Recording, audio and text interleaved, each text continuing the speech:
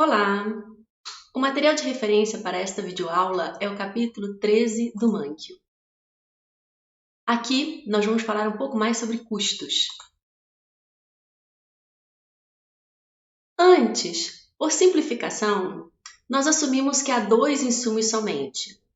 Mas no mundo real, a empresa utiliza vários insumos e é preciso considerar o custo com todos os insumos, sem exceção. Por exemplo, o indivíduo está considerando comercializar carros usados. Ele espera que com 8 horas de trabalho diário, em média, ele conseguirá comprar e vender um carro por dia. Suponha que em média ele paga 25 mil por cada carro que ele compra e em média ele vende cada carro por R$ 25.020. Faz sentido ele dedicar-se a esse negócio? Ele obtém um lucro contábil de R$ 20 em média por dia de trabalho dedicado a esse negócio. Digamos que com a mesma dedicação de tempo e esforço, ele consegue um emprego que paga R$ 200 por dia. O valor de mercado dessa pessoa é R$ 200. Nós dizemos que o custo de oportunidade do trabalho desta pessoa é R$ 200 por dia. O custo de oportunidade é a melhor alternativa que se abdica ao dedicar algum recurso para o empreendimento. Quando nós consideramos o custo de todos os insumos utilizados neste negócio,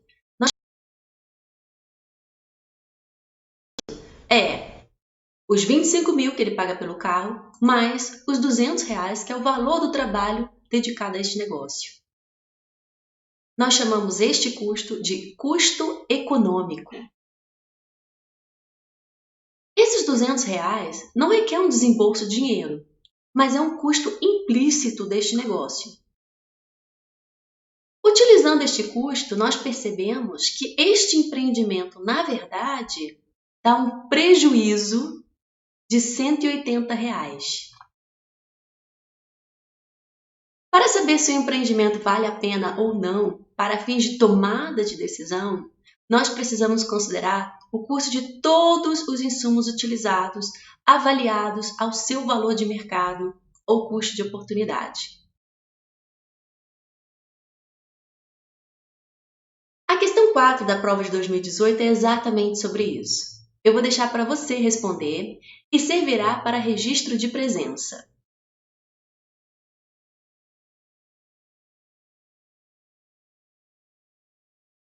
Anteriormente, nós falamos de uma maneira casual de custos de curto prazo. Mas agora eu queria ser mais precisa. Digamos que as coisas melhoraram e uma creche está com boas perspectivas para o futuro e decidiu expandir seu negócio. Para isso, a creche precisará contratar mais professoras, o que é possível fazer rapidamente. A creche também precisará aumentar o tamanho de suas instalações, mais salas, espaço para brincadeira, refeitório, etc. É provável que isso não ocorra da noite para o dia. Talvez a creche precise construir edificações, decorar, etc. E digamos que isso demora pelo menos 1 ano para ser concretizado. Nós chamamos esse período de tempo em que pelo menos um insumo está fixo de curto prazo. E definimos como longo prazo o tempo necessário para que possamos alterar todos os insumos de produção. No nosso exemplo, o divisor de águas é 1 ano, mas cada negócio terá o seu próprio tempo.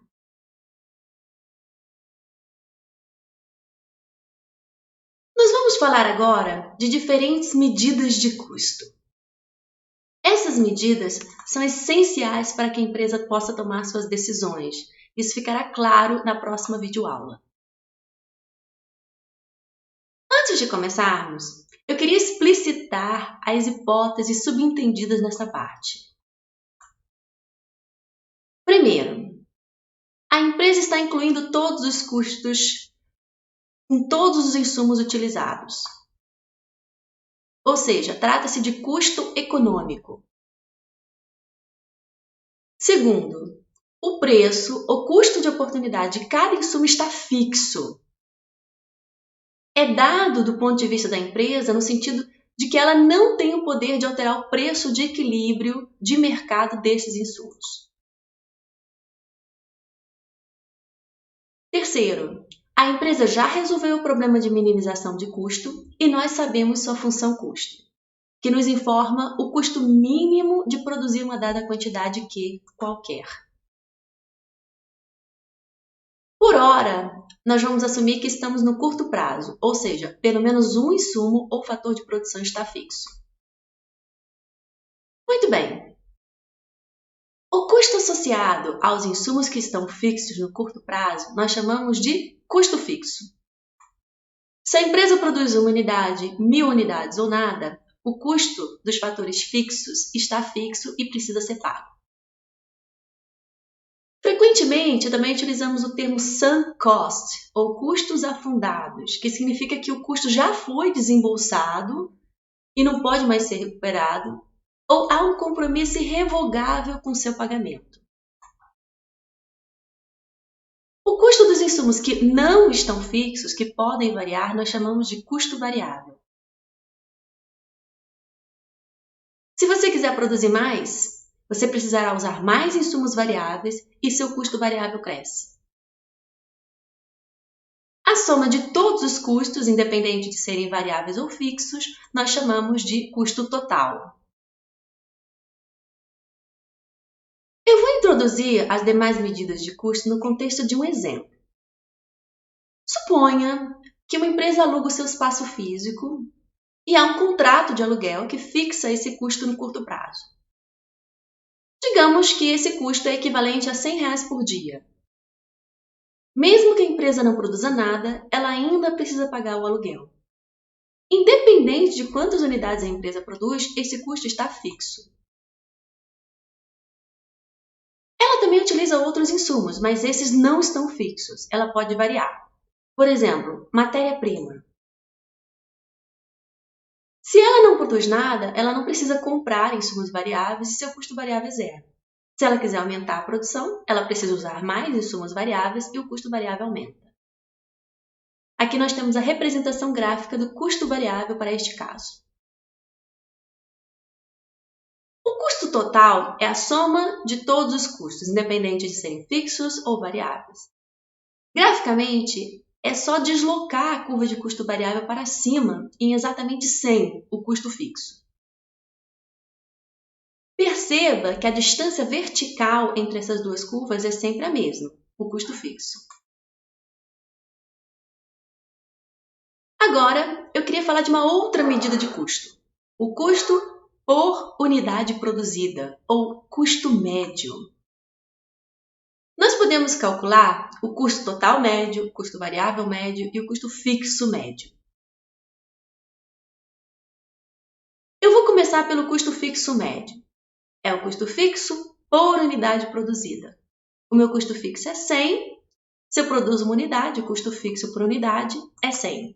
Se eu produzo 2 unidades, o custo fixo por unidade é 50. E assim vai.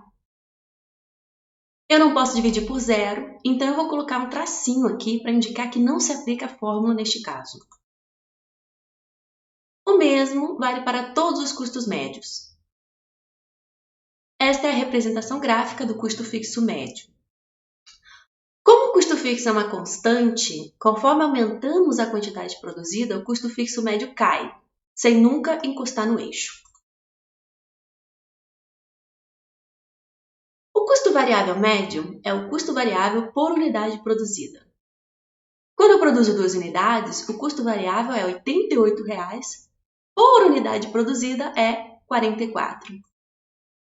Representando graficamente,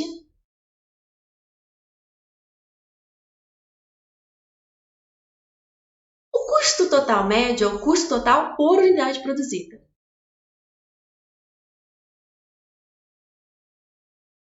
Agora, definindo esses custos.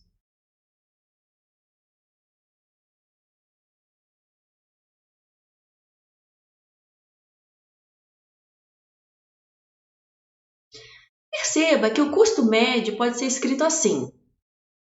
Custo total é o custo fixo mais o variável.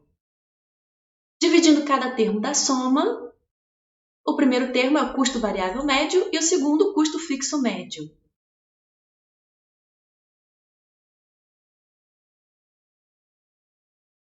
O custo total médio é o custo variável médio mais o custo fixo médio. Será esta curva, custo variável médio, mais a curva de custo fixo médio. Como o custo fixo médio cai conforme a produção aumenta, o valor que eu vou adicionar ao custo variável médio será cada vez menor. E a curva de custo total médio ficará cada vez mais próxima da curva de custo variável médio.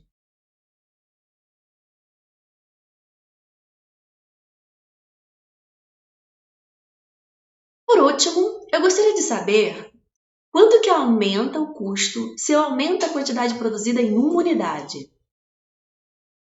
Se eu aumento a produção de 0 para 1, o meu custo aumenta de 100 para 150. O aumento de custo ao produzir a primeira unidade é de R$ 50. Quando eu aumento a produção de 1 para 2, o meu custo aumenta de 150 para 188. O aumento de custo ao produzir a segunda unidade é de R$ 38. O incremento no custo porque eu produzi esta segunda unidade foi de R$ 38. Nós chamamos isso de custo marginal.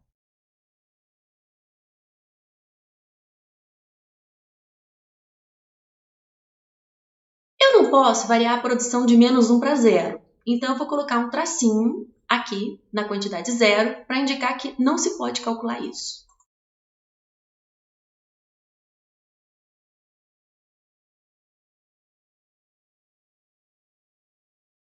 O custo marginal mede a taxa de variação no custo após uma pequena variação na produção. É o incremento em custo por unidade adicional produzida. No caso discreto, uma pequena variação é uma unidade. No caso contínuo, nós temos que, para uma variação suficientemente pequena na quantidade, esta taxa se aproxima da derivada.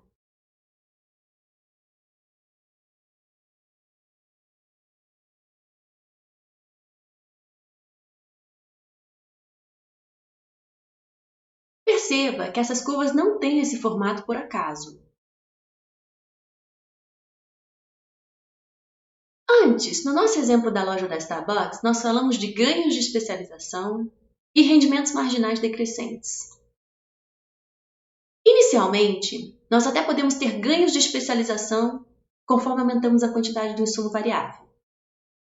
Mas, eventualmente, porque a quantidade de um dos insumos está fixa, nós certamente chegaremos a uma situação em que aumentos no insumo variável geram aumentos cada vez menores na produção. Por exemplo, se eu quero produzir 115 unidades de produto, a minha função de produção me diz que eu preciso desta quantidade de trabalho.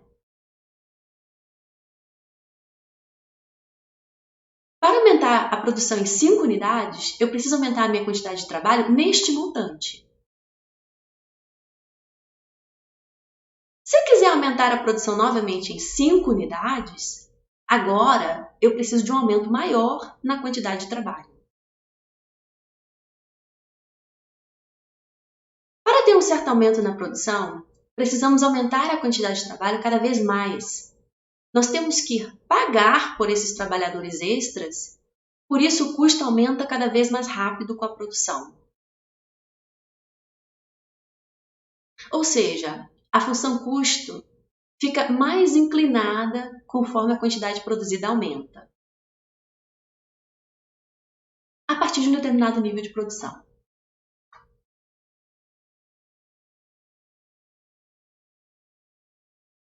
Considerando esse formato para a função custo, qual seria o formato da curva de custo médio, custo variável médio e custo marginal? Vamos pegar um ponto qualquer na curva de custo total. O custo médio é o custo dividido pela quantidade produzida. pode ser representado pela inclinação da reta que liga o ponto à origem.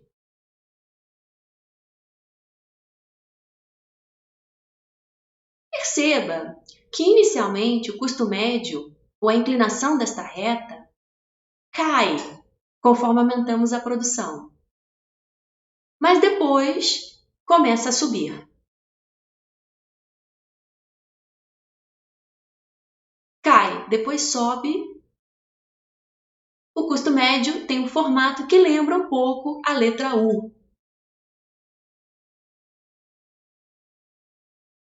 A mesma ideia se aplica ao custo variável médio, que também terá um formato semelhante.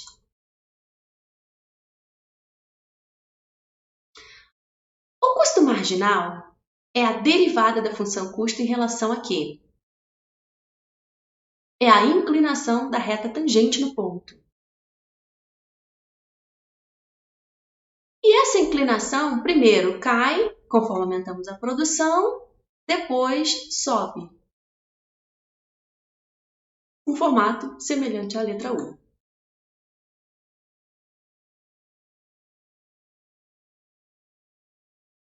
Perceba ainda que a curva de custo marginal corta as curvas de custo médio e custo variável médio nos seus respectivos pontos de mínimo.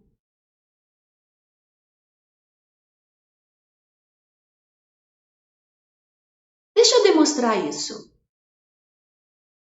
Para encontrar o ponto de mínimo da curva de custo médio, eu vou derivar o custo total médio em relação à quantidade e igualar a zero.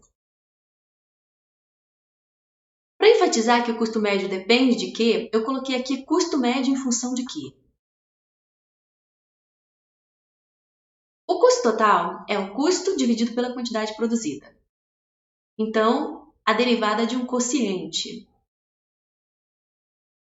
Derivada do de cima vezes o de baixo, menos derivada de baixo vezes o de cima, dividido pelo quadrado de baixo.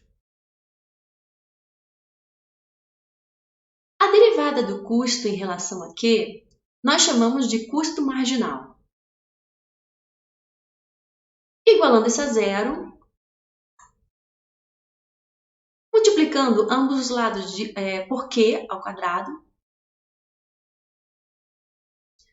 somando CT a ambos os lados, dividindo ambos os lados por Q,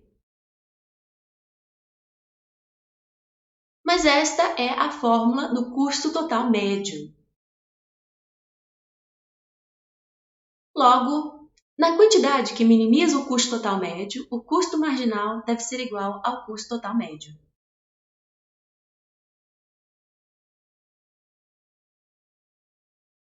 Uma derivação semelhante mostrará que o mesmo deve ser verdade para o custo variável médio.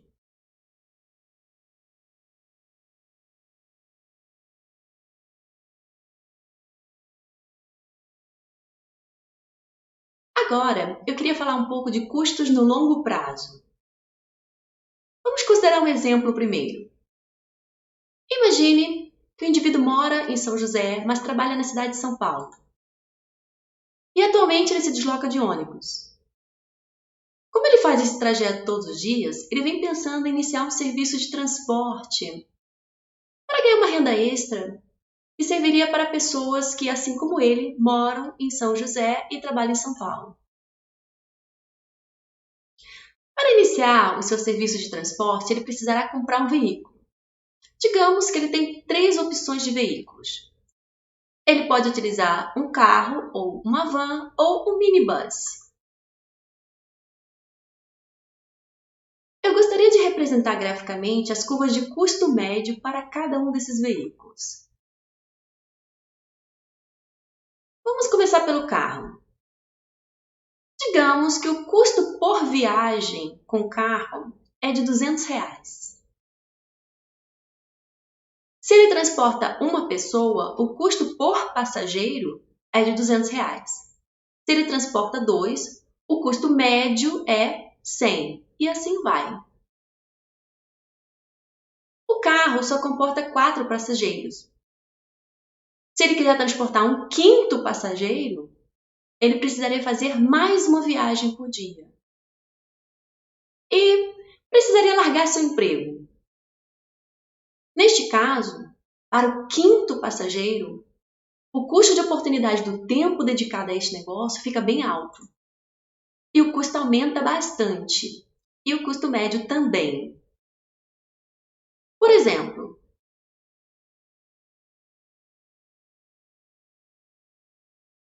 outra possibilidade seria comprar uma van. A van custa mais. Digamos que o custo da van por viagem é de R$ 400. Mas a van transporta mais passageiros, digamos 10 passageiros. Neste caso, se ele transporta uma pessoa, o custo por passageiro é 400, duas, 200 e assim vai até o 10º passageiro.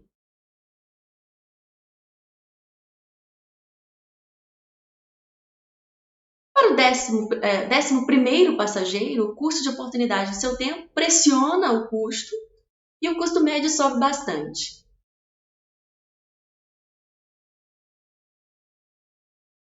Por último, o minibus. Digamos que custa 800 por viagem e comporta 20 passageiros.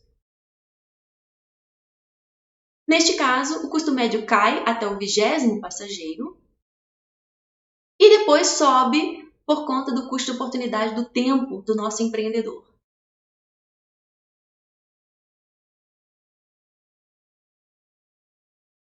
Se ele quer transportar menos de 5 passageiros, o veículo que fornece o menor custo por passageiro transportado é o carro. Então, é melhor ele comprar o carro. Se ele quer transportar 5, é melhor usar a van. Até 10 é melhor usar a van.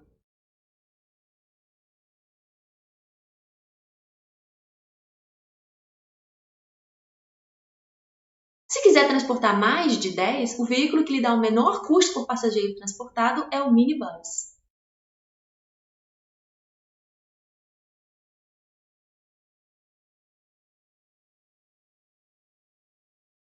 Esta curva em lilás representa o custo médio do seu negócio quando ele pode escolher o veículo, ou seja, quando o capital pode variar. Digamos que ele fez uma pesquisa de mercado e, dada a demanda esperada pelo seu serviço, ele identificou que o veículo mais adequado seria a van.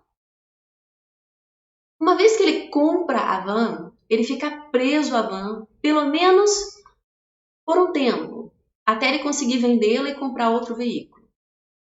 A sua curva de custo médio está aqui. Uma vez que ele escolheu um veículo, o seu capital está fixo no curto prazo. E a sua curva de custo médio em curto prazo será uma dessas curvas.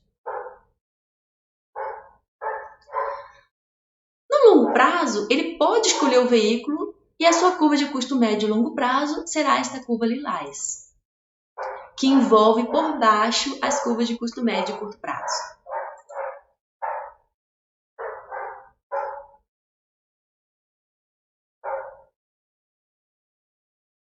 A mesma ideia se aplica para uma empresa escolhendo o tamanho de suas plantas de produção.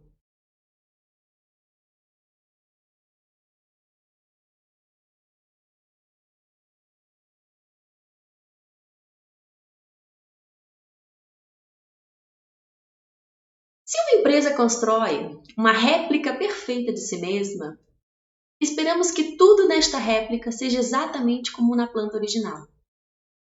A produção é a mesma, o custo é o mesmo, o custo médio é o mesmo.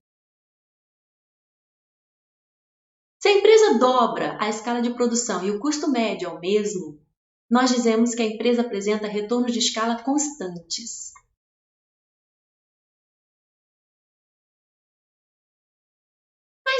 E se essa empresa produz algumas variações de um mesmo produto? Por exemplo, uma empresa de cereais que produz 2 tipos de cereais. Neste caso, com 2 plantas de produção, a empresa pode dedicar uma planta para cada tipo. Assim, a empresa não precisa fazer os ajustes para alterar a produção. Se isso permitir uma queda no custo de produção por unidade, nós dizemos que a empresa apresenta retornos crescentes de escala. Economias de escala.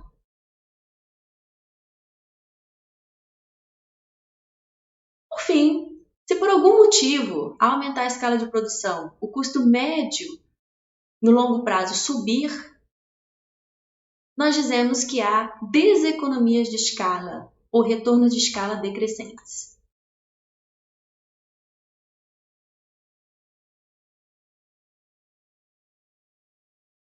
Vamos considerar um exemplo com funções. Digamos que nós já resolvemos o problema de minimização de custos de uma empresa e a solução foi esta função custo. Qual o custo médio e o custo marginal neste caso?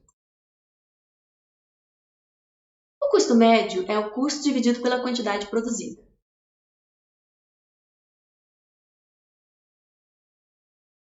O custo marginal é a derivada da função custo em relação à quantidade produzida.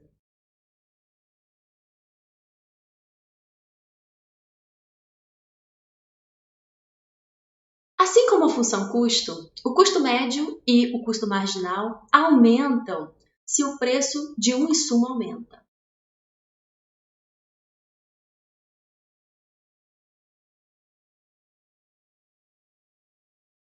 Neste exemplo, o custo médio sobe conforme a produção aumenta. Então, nós temos deseconomias de escala ou retornos de escala decrescentes. É isso para essa parte da matéria. Até logo!